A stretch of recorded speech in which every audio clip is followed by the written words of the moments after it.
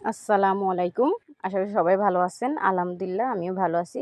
সবাইকে আমার দিক দিয়ে জুম্মা মুবারক। তো আজকে আমি সকাল সকাল সব গুছগাছ কইরে আমার বাচ্চাদেরকে নিয়ে আমার মার বাসায় যাচ্ছি।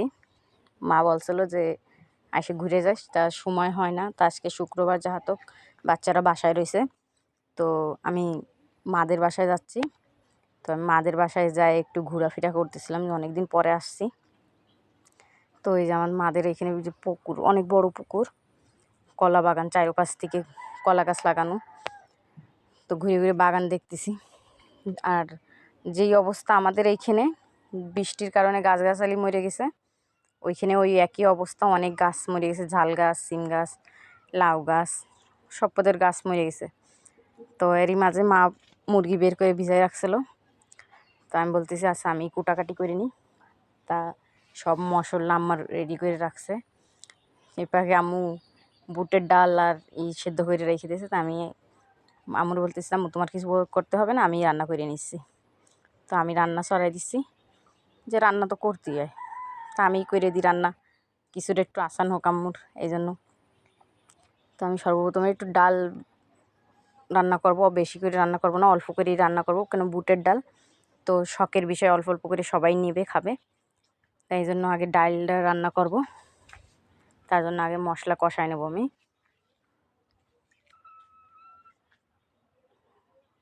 সুন্দর করে মশলাটা কষানো হয়ে গেলেই আমার ডাল যাহাতক সেদ্ধ করে রাখা, তা রান্না হইতে বেশি সময় লাগবে না। তো আমি আগে মশলাটা করে সুন্দর করে ডালটা রান্না করে নেব। আমার মশলা প্রায় কষানো হয়ে গেছে, আমি অল্প একটু এতে পানি দিয়ে দিব।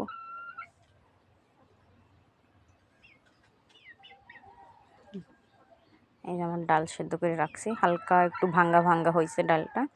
তাই আর সে বেশি গালাবো না, আর সে বেশিও শক্ত রাখবো না। আমি এইভাবেই রান্না করি এই ডাল। রুটি দিয়ে, পরোটা দিয়ে, সব দিয়ে খাইতে মজাও লাগে, ভাত দিয়েও মজা লাগে খাইতে।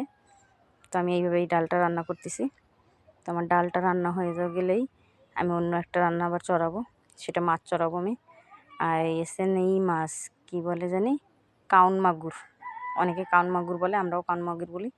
তো এই কাউন মাগুর মাছ রান্না করব। তো আমার ডালটা প্রায় হয়ে গেছে, আমি নামাই রেখে দিছি। আর এখন আমি কাউন মাগুরের জন্য মশলা ভুনা করতেছি। তো আমি কাউন মাগুরের জন্য মশলাটা ভুনা করে, কাউন মাগুর আজকে ভাজা করব না, কষায় রান্না করব।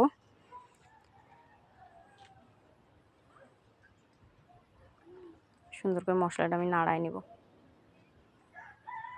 হালকা একটু ঝাল দেব, কেন এই কাউন মাগুরে একটু ঝাল হইলে ভালো লাগে। তো একটু ঝাল দিয়েছি, যেরকম ঝাল খাই তার চেয়ে একটু বেশি ঝাল হয়েছে। মাছ দিয়ে দিচ্ছি কাউন মাগুর, আমি কষাই রান্না করব, আমি ভাজা করব না, কেন এই মাছ কষায় বেশি ভালো লাগে। আমি কষায় নিচ্ছি।